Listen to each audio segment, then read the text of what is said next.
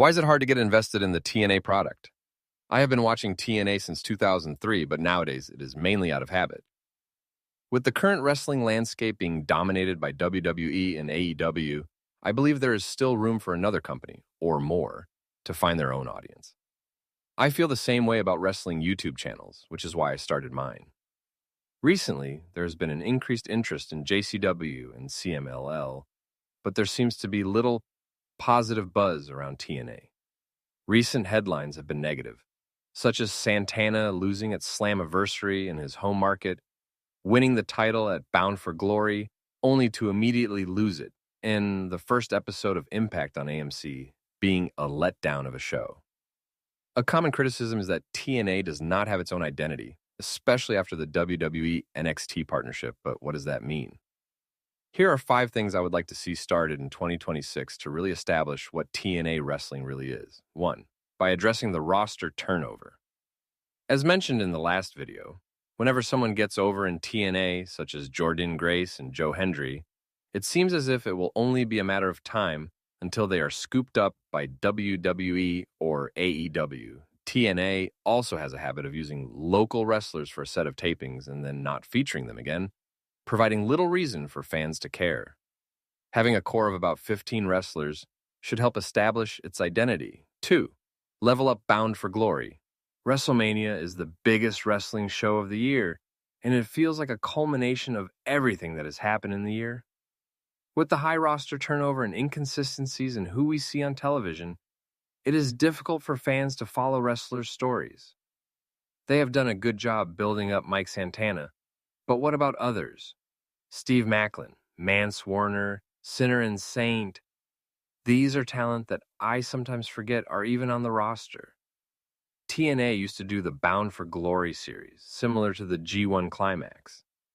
It elevated Bobby Roode to main event status in 2011, helped Jeff Hardy win the fans back after the Victory Road incident, and the last one saw AJ Styles win and eventually defeat Bully Ray for the title at Bound for Glory 2013.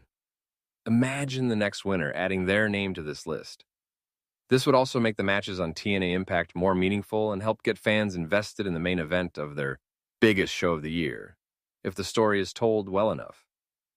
Fans can follow a wrestler's journey from the tournament to the main event, while also setting up feuds among the other participants. 3.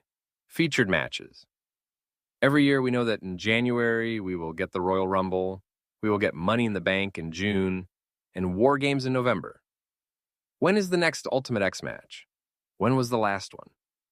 This is a match that they should feature once or twice a year, maybe at Slammiversary and Bound for Glory.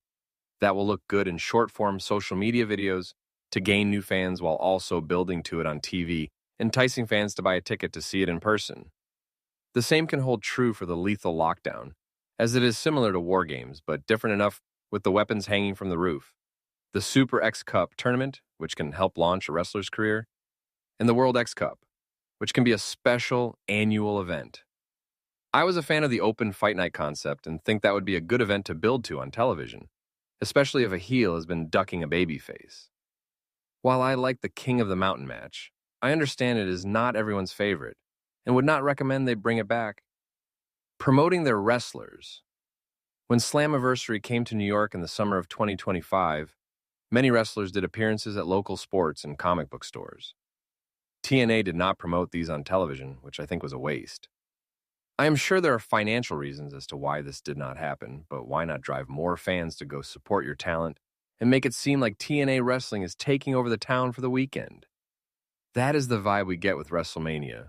Why not do it, albeit at a smaller level with TNA events? It would also make the show feel current, rather than pre-taped, and the talent seem important. Lastly, TNA needs to retire the call your shot, feast or fired concepts. I don't think anyone looks forward to seeing a wrestler lose their job, which has happened legitimately to Daivari and Chavo Guerrero, nor do they eagerly await a call your shot trophy cash-in. This is not better than the Money in the Bank concept, which means it is less than. These are just some of the things I'd like to see them do.